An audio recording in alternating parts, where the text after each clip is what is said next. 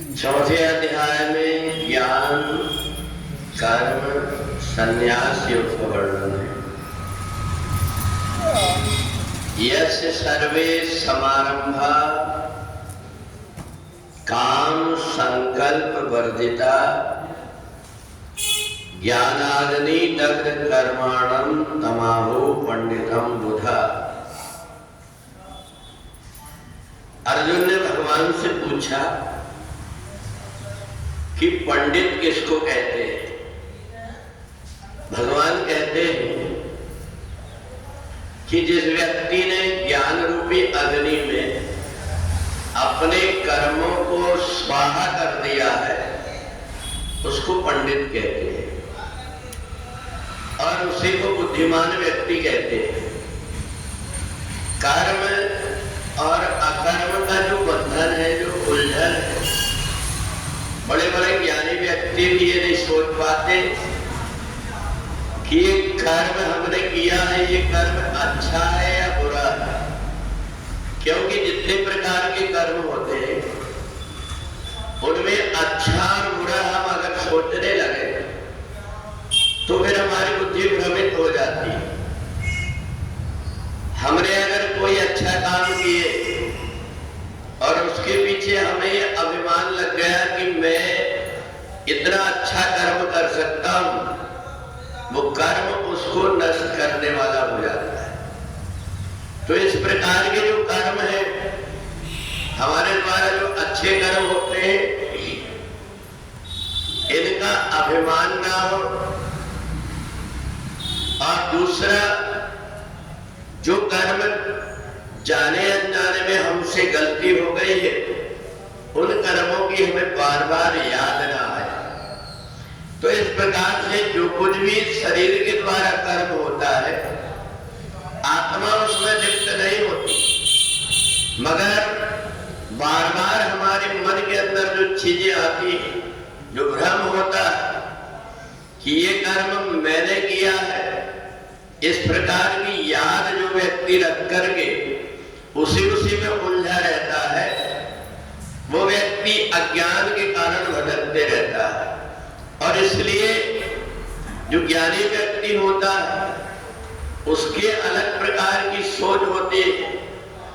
वो ज्ञानी व्यक्ति कर्मण्य अकर्मण्यः सः, उसके द्वारा जो कुछ भी अच्छे कर्म हुए उसको ये लगता है कि मैं कर्म करने वाला नहीं हूं, तो मैं अच्छे कर्म के लिए अपने आप को श्रेष्ठ क्यों लूं, और जो कर्म मेरे से गलती से हो गए उनको मैं परमात्मा के ऊपर क्यों थोपूं कि ये तो परमात्मा ने बिगाड़ दिया।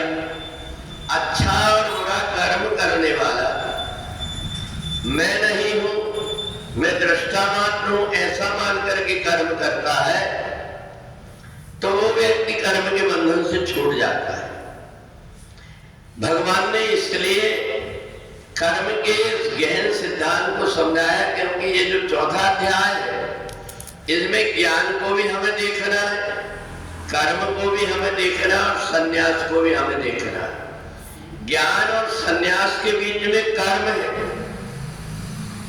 अगर हमें ये ज्ञान हो गया कि कर्म करने वाला मैं नहीं हूं, मैं दृष्टा मात्र हूं, मैं अंदर से अगर मेरे शरीर में प्राण ना हो तो मैं बोल भी नहीं पाऊंगा, सुन भी नहीं पाऊंगा, एक कदम भी नहीं बढ़ा पाऊंगा।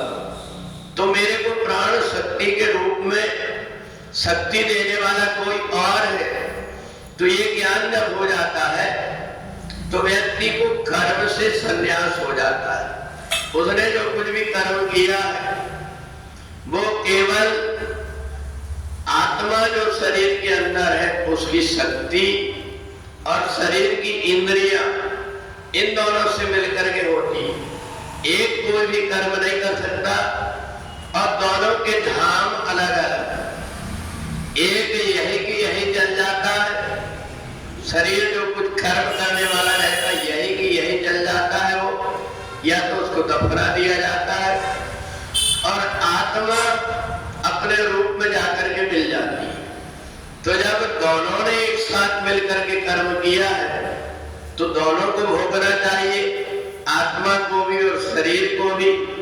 पर दोनों के जाने के अलग अलग धाम हैं, अलग अलग रास्ते हैं।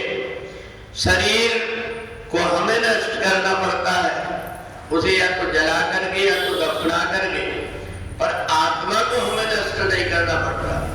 आत्मा तो दिखती भी नहीं और कैसे कहां चली जाती है पता भी नहीं लग पाता।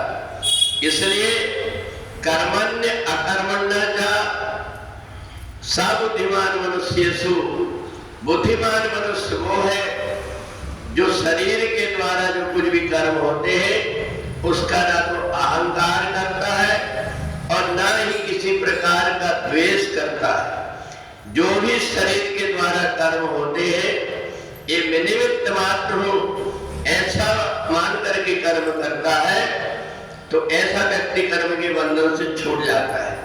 भगवान अर्जुन को ये समझाना चाहते हैं, निमित्त मात्राम भव शब्द साजिन।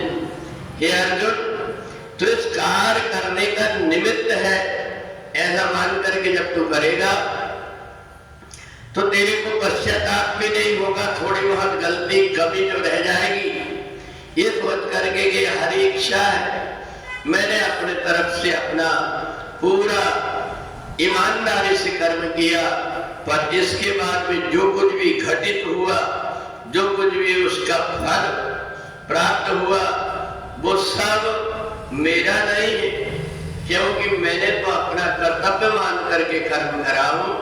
ऐसा मान करके जो व्यक्ति कर्म करने के बाद में उस चीज को भूल जाता है कि इसके बदले मेरे को ये मिलना चाहिए, वो व्यक्ति कर्म करते हुए भी और कर्म के बंधन से मुक्त हो जाता है, इसलिए उसको पंडित कहा जाता है।